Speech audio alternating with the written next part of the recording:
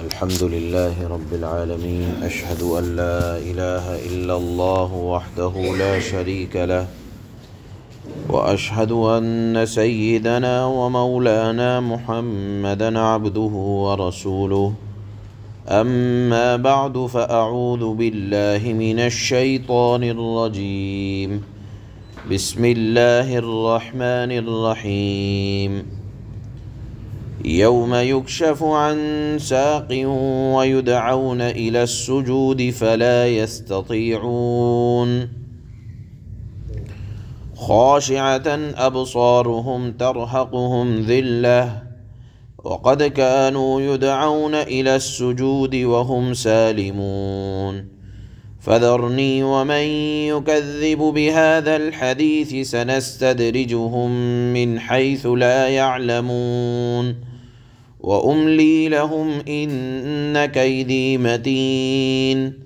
أم تسألهم أجرا فهم من مغرم مثقلون أم عندهم الغيب فهم يكتبون.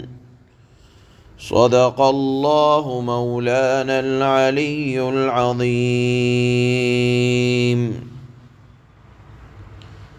اللہ نے آج کی اس پہلی آیت میں، آج کی تلاوت کی جانے والی پہلی آیت میں اس بات کو بیان فرمایا ہے کہ دنیا میں جن کے جو ڈھکوسلے ہیں، چاہے منافقین کے حالات ہوں، اہل ایمان کا تقوی ہو یا نافرمانوں کی گستاخیاں ہوں، سب کے سب پول پٹی قیامت کے دن کھل جائے گی۔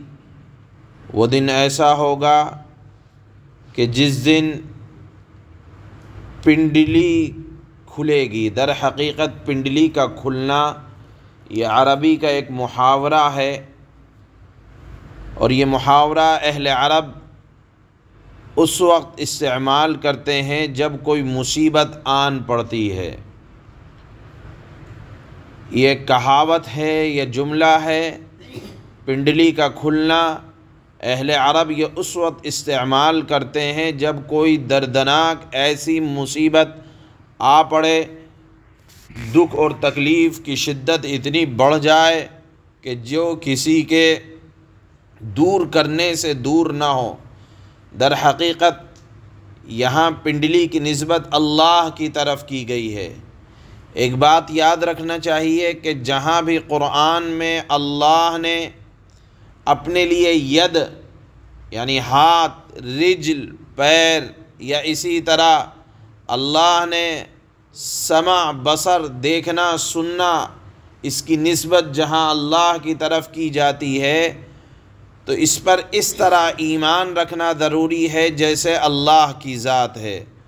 یہ الفاظ متشابہات میں سے ہیں۔ ہمیں اور آپ کو اللہ کے ہاتھ کیسے ہیں، اللہ کے ہاتھ، پیر، رجل یا پنڈلی کا جہاں ذکر آتا ہے وہ کیسے ہیں، اس کی زیادہ توجیح کرنے کی ضرورت نہیں ہے، بلکہ ایمان اس طرح بغیر اس کی حقیقت کو جانے اور سمجھے اس پر ایمان رکھنا ضروری ہے کہ جیسے اللہ کی شان ہے، جیسے اللہ کی شان ہے ویسے اس کے ہاتھ ہیں یا پیر ہیں جہاں اللہ نے نسبت کی ہے۔ یہ بات اسی طرح سے ہے کہ جیسے اللہ کا سننا، اللہ کا دیکھنا وہ اللہ کی شان کے مطابق ہے۔ اللہ نے اپنے لیے سننے کو بھی تعبیر کیا، لیکن آپ کہیں جیسے ہم سنتے ہیں یا جیسے ہم دیکھتے ہیں ایسے اللہ دیکھتے ہیں، ایسا نہیں ہے۔ یا جیسے ہمارے ہاتھ پیر ہیں، نعوذ باللہ، العیاذ باللہ، اللہ رب العزت والجلال جسم و جسمانیات سے پاک ہیں۔ تو اس پر یہ الفاظ متشابہات میں سے ہیں، اس پر بہت زیادہ تحقیق کرنے کی بھی ضرورت نہیں ہے۔ یہاں اللہ نے فرمایا کہ جس دن ساق کی یعنی پنڈلی کی تجلی فرمائی جائے گی، مراد ہے قیامت کا ہولناک والا دن ہوگا، تو اللہ فرماتے ہیں وَيُدْعَوْنَ إِلَى السُّجُودِ۔ تو بہرحال پنڈلی کے بارے میں یہ ہے کہ جیسے اللہ کی شان ہے، اللہ نے یہاں لفظ استعمال فرمایا، اور یہ قرآن کے متشابہات میں سے ہے اور اس کی متعدد تعویلیں ہو سکتی ہیں۔ مراد یہ ہے قیامت کا دن بڑی ہولناکی کا دن ہوگا۔ اہل عرب کے مزاج کے مطابق اللہ نے یہ جملہ استعمال فرمایا ہے۔ یہی ایک روایت میں بھی آتا ہے یہ مضمون کہ حضرت ابو سعید خدری فرماتے ہیں میں نے اللہ کے نبی صلی اللہ علیہ وسلم سے سنا، آپ فرماتے تھے کہ ہمارا پروردگار اپنی پنڈلی کھولے گا، پس ہر مرد مومن اور ہر مومنہ عورت سجدے میں گر پڑیں گے، لیکن دنیا میں جو لوگ دکھانے یا سنانے یعنی منافقانہ سجدہ کرتے تھے وہ بھی سجدہ کرنا چاہیں گے، لیکن ان کی پیٹھ تختہ ہو جائے گی، وہ سجدہ نہ کر سکیں گے۔ یہاں بھی اللہ نے آیت میں فرمایا کہ جب قیامت کا ہولناکی والا دن ہوگا وَيُدْعَوْنَ إِلَى السُّجُودِ، اور لوگوں کو سجدے کی طرف بلایا جائے گا، تو جو دنیا میں متقین ہوں گے وہ تمام کے تمام سجدہ میں گر جائیں گے، لیکن جتنے کافر ہوں گے جنہوں نے دنیا میں سجدہ نہیں کیا وہ آخرت میں بھی سجدہ نہیں کر سکیں گے۔ اللہ نے ان کی کیفیت ذکر فرمائی، خاشعۃ ابصارہم ترہقہم ذلہ، ان کی آنکھیں جھکی ہوں گی، ان پر ذلت چھائی ہوئی ہوگی۔ دیکھیے ایک بات یہ ہے کہ کہیں اللہ نے فرمایا کہ ان کی آنکھیں آسمان کی طرف پھٹی ہوئی ہوں گی، اور کہیں اللہ فرما رہے ہیں کہ ان کی آنکھیں قیامت کے دن جھکی ہوئی ہوں گی۔ تو یہ مختلف حالات کے مختلف اللہ نے مناظر بیان فرمائے ہیں کہ کبھی تو نامہ اعمال کے ملنے سے پہلے آسمان کی طرف ان کی گردنیں اٹکی ہوئی ہوں گی، اور جب نامہ اعمال مل جائے گا تو انتہائی ندامت کی وجہ سے، افسردگی کی وجہ سے، شرمندگی کی وجہ سے نگاہیں جھک جائیں گی۔ تو کہیں اگر اللہ یہ فرماتے ہیں یا اللہ کے نبی کے آسمان کی طرف نگاہیں ہوں گی، اور یہاں قرآن میں فرمایا کہ نگاہیں جھکی ہوئی ہوں گی، تو یہ آپس میں کوئی تعارض نہیں ہے، بلکہ مختلف اوقات، مختلف حالات کے اللہ نے مناظر کھینچے ہیں، اور اللہ نے فرمایا وَقَدْ كَانُوا يُدْعَوْنَ إِلَى السُّجُودِ وَهُمْ سَالِمُونَ، یہ لوگ سجدے کی طرف بلایا جایا کرتے تھے یعنی دنیا میں، اور وہاں تندرستی بھی رہتی تھی، لیکن جب وہاں صحیح سالم ہونے کی حالت میں سجدہ نہیں کیا تو اب قیامت کے دن سوائے اہل ایمان کے اور متقیوں کے کوئی سجدہ نہ کر سکے گا۔ اللہ نے فرمایا فَذَرْنِي وَمَنْ يُكَذِّبُ بِهَذَا الْحَدِيثِ، اے نبی صلی اللہ علیہ وسلم آپ اس کو چھوڑ دیں، مَنْ يُكَذِّبُ بِهَذَا الْحَدِيثِ، جو اس کام کو جھٹلاتا رہتا ہے، یعنی دنیا میں جو آپ کی بات کو جھٹلا رہا ہے، آپ کا کام ہے پیغام پہنچا دینا، اور نہ اس انتظار میں رہیں کہ میں نے پیغام پہنچا دیا اور جنہوں نے انکار کیا اس بات کا تو عذاب کیوں نہیں آ رہا ہے۔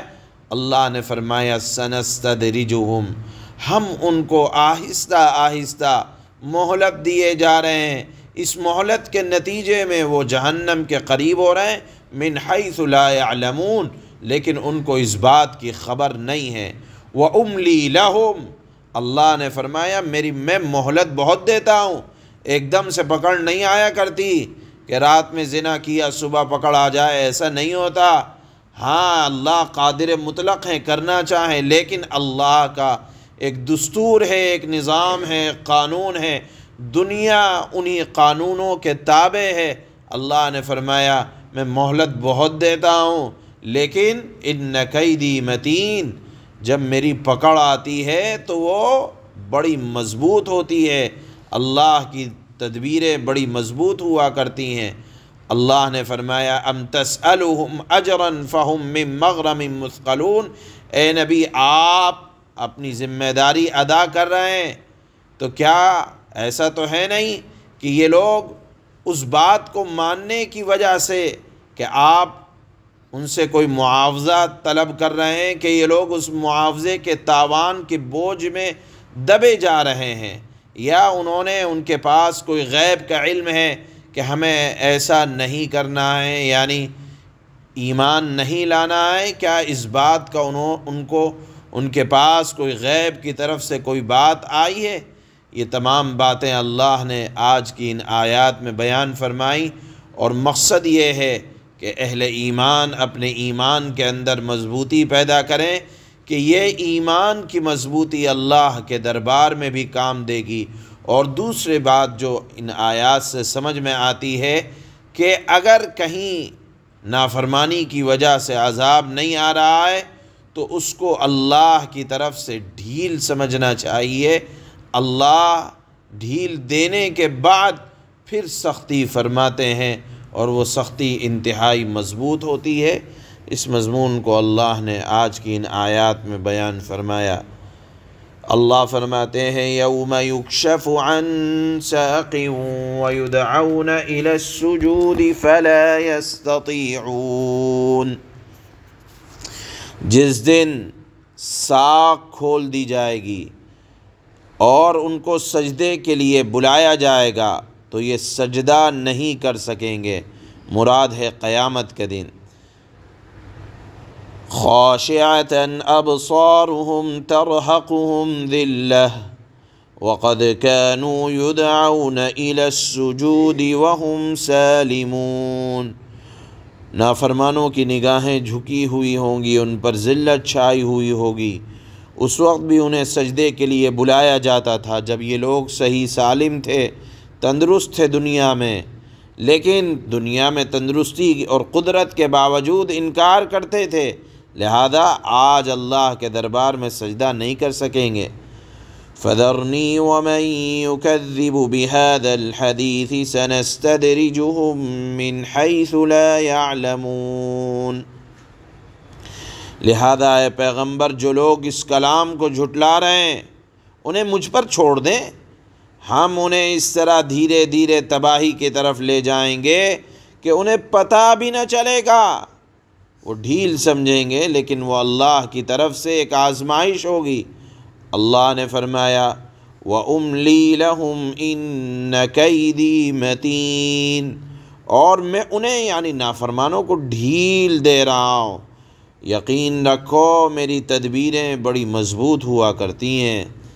ام تسألهم اجرا فهم من مغرم مثقلون ام عندهم الغیب فهم یکتبون، کیا تم ان سے کوئی اجرت مانگ رہے ہو دین کو پہنچانے پر کہ وہ تاوان کے بوجھ سے دبے جا رہے ہیں، یا ان کے پاس غیب کا علم ہے جسے وہ لکھ رہے ہوں؟